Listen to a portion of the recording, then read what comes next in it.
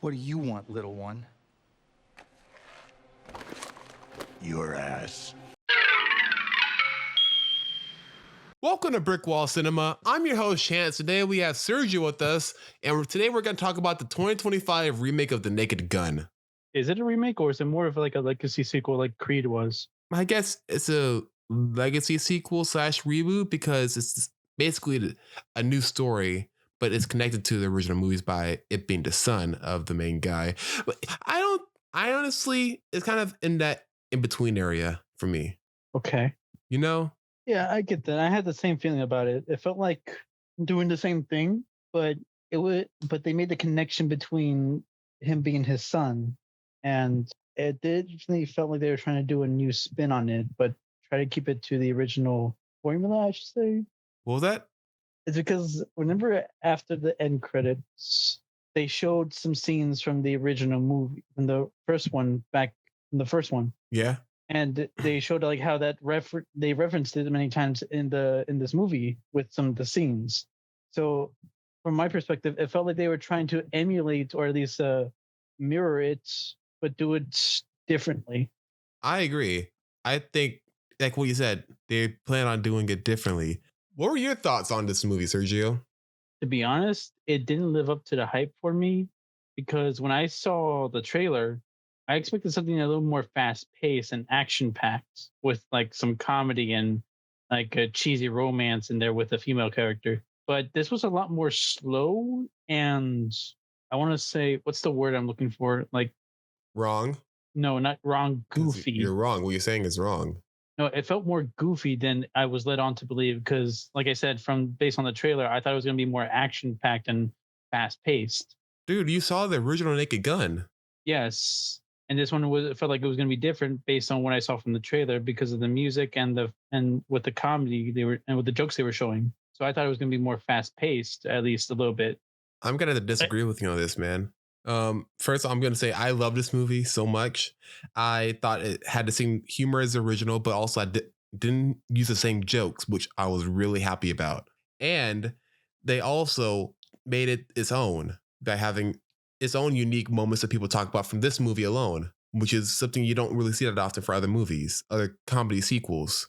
And even with this one, Liam Neeson, like this movie was on my most anticipated list of 2025 list. Like I was really looking forward to this movie when they announced it because I love the director and the producer for it. It was produced by Seth MacFarlane and directed by Akiva Schaffer. And you've seen movies by Akiva Schaffer, right? I don't know what is he. What have they worked on? He's directed the Chip and Dale Rescue Rangers movie on Disney Plus, Hot Rod, Pop Star Never Stop, Never Stopping, and he's also 1/3 the Lonely Island crew. Oh, okay. All right, so yeah, I have seen a few of their works. And Seth MacFarlane did, you know what he did? He did Yeah. Ted, Family Guy, Million Ways to Die in the West. Why is that my third pick? I could have said Cleveland Show or American Dad, but I went with A Million Ways to Die in the West. I was gonna say the Orville. That and the Orville. Why did I blank out on the Orville? Was it? I think. Have you even watched it? Because I know you just introduced it to me, but you never watched it yourself. I watched the Orville. Oh, you told me you didn't when I told you about it. I haven't finished the third season. Oh, okay. But back to Naked Gun.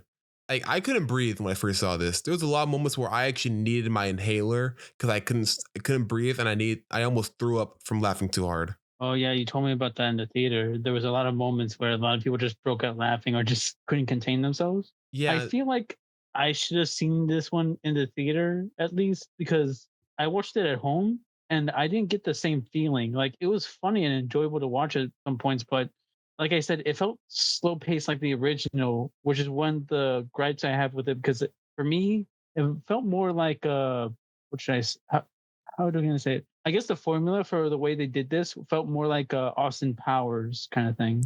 Mostly because that's one I've seen. Yeah, and I like how you mentioned Austin Powers because there was one joke in this movie. It was a good joke, but they basically ripped it straight from Austin Powers. I think you know which one I'm talking about, right? The one where they're looking at the silhouettes. Yes. Yes. Yeah, I mean, it was a really funny joke, but I can't ignore that it was in Austin Powers. That's a straight up Austin Powers bit.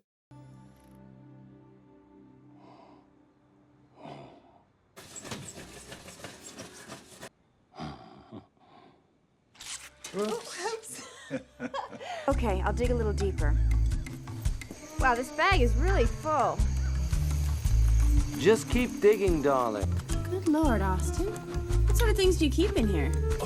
Anything that catches my fancy, you know? Didn't they do it like more than once in Austin Powers? I remember they did it in the second one and Goldmember.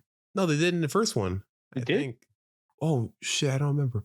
What? No, it was in the second movie. You're right, because that was the one where they also had the dick joke, where it's like a dick in the sky, and they're all saying different words for penis. It looks like a huge Penis! Wiener? Any of you kids want another wiener? Dad, what's that? I don't know, son, but it's got great, big nuts! Hot, salty nuts! Oh yeah, wait, isn't that in all three? I thought that was in all three. No, it was in the last two, because in the second, in the third one, they're like, "Oh, we love that joke so many times, we gotta do it again." Oh, okay, that was the one with Ozzy Osbourne, right? The third one, yes, I think it was. Yes. All right. Rest in peace, legend. R.I.P. But again, with the Naked Gun, I mentioned how there was one scene in particular that made me laugh so hard that I couldn't breathe. Can you guess which one it was? When he shot up in the bathroom? Yes, the whole scene with the chili dogs. Breakfast of champions. Oh, I need a bathroom. Oh, God. Police prisoner!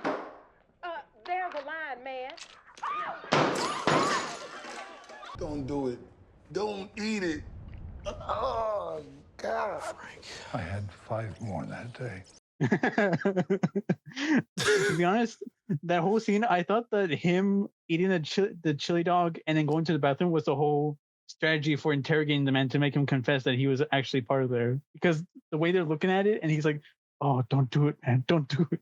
I thought that was just gonna be like a funny joke where like that's their interrogation strategy. Have him be in the car eating a chili dog. No, and have him to go to the bathroom. I love the whole scene because like how it was built up too. But the moment that got me cracking up was again, like you said, when they had Busta Rhymes saying, "Don't eat it, don't you eat it," and he's like in the corner just like soaking while it's happening because he's just embarrassed, not knowing that the whole station's looking at him across the mirror. So he's just in the corner while it's all happening. Like so ashamed. It's like I had 5 more that day. To be honest, Liam Neeson, like his voice with this kind of comedy is pretty good. But there are a few points where I think that the fact that he has a very calm voice kind of works against him in this kind of movie. Yeah, and I think honestly, this is a once in a lifetime thing, like a lightning in a bottle situation. We had Leslie Nielsen, who was originally a dramatic actor before he started doing Airplane and serious movies. And then once he did Airplane, he was full on doing comedies as a straight man in a comedic role, like in the Police Gun movies or the Naked Gun movies. Mm.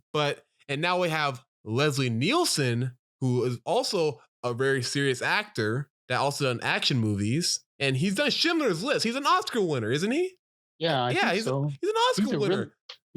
He's famous for doing famous roles, like his most famous Taken. Yes, exactly. And seeing him doing this role made 10 times more funny for me.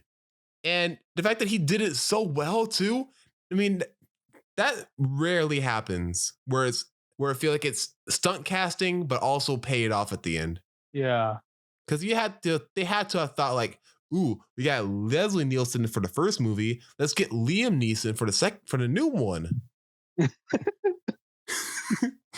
It's kind of funny to think like their names are so similar. Yeah, exactly. Do you think they put that as a joke too, saying like they're kind of similar, so they should cast them for the role? Oh, I think that was exactly why they got him. This is gonna be a short review because how do you review a parody movie like this? You just say scenes that you like, and that's mainly it. I mean, yeah. I would say the one I wanted to go back to my statement that I made earlier, saying like how I felt like this movie was very slow and formulaic at some points. Because like you said, the joke that seemed to be straight from Austin Powers, I've seen that before. And I think that's what they were trying to go for. But some of the times, like it felt like these, like when the female lead, what's her name again? Pamela Anderson? Yes. When she was doing the singing jazz bit, I felt like that went on too long and I just got kind of embarrassed by that, like secondhand embarrassed. I think because like I don't know, something about like a character doing something that's really bad in like a public space makes me cringe. I don't know why, but some of the jokes like that, I felt like they went on for a bit long, and the slow pace of the movie at certain points that were in the action scenes, it felt off for me. But I will say one of my favorite scenes when I really started laughing a lot, it was towards the end when they were doing the final fight, and you see him just fighting people with his guns and clits, not shooting anybody. And then when he shot that tooth out of his gun, Yes. and the callback to the earlier in the movie where an owl shows up and he asks if that's his dad. All right. But I think we should wrap this up so we can keep this one short. All right then. Is there anything else we want to say before we get off? Don't make another one. Don't make another sequel of this. Leave it as it is. Yeah, I think this is a one and done kind of situation, right? Yeah. If you do another one, like do another movie, make it another genre. Do not make it a Naked Gun movie. Make it something different. We already have a Scary Movie 6 coming out soon, so we can work off that. Do you think they're ever gonna run out of things to do in like Scary Movie? No. The franchise, because they always make fun of a bunch of different stuff. Like I remember in one they made fun of Saw and alien invasions. Well, they got A24 movies they could do now, so I don't think they're gonna slow down anytime soon. I'm interested to see what's happening. I remember watching those when I was little, and they were pretty funny. All right, what's your rating?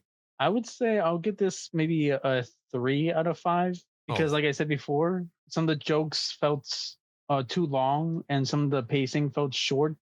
But I did find it enjoyable, and it's a good watch every now and again. But I'm not sure if I would watch it again. Oh, like, fuck you! On any streaming service. I'm sorry, I didn't mean that. I'm gonna give this a 5 out of 5. This movie made my day when I first saw it, and every time I rewatched it, I watched it over 4 times already. I showed my grandma, I showed my mom, I showed my dad, I showed my girlfriend, and I showed you. It's not slowing down, and it's not gonna slow down. I'm gonna watch it again after this recording. So fuck you and fuck your opinion. All right, call it an episode. I'm sorry, I didn't mean that. I'm very passionate. I know. You asshole. All right, I'm Chance. I'm Sergio. And have a cinematic day.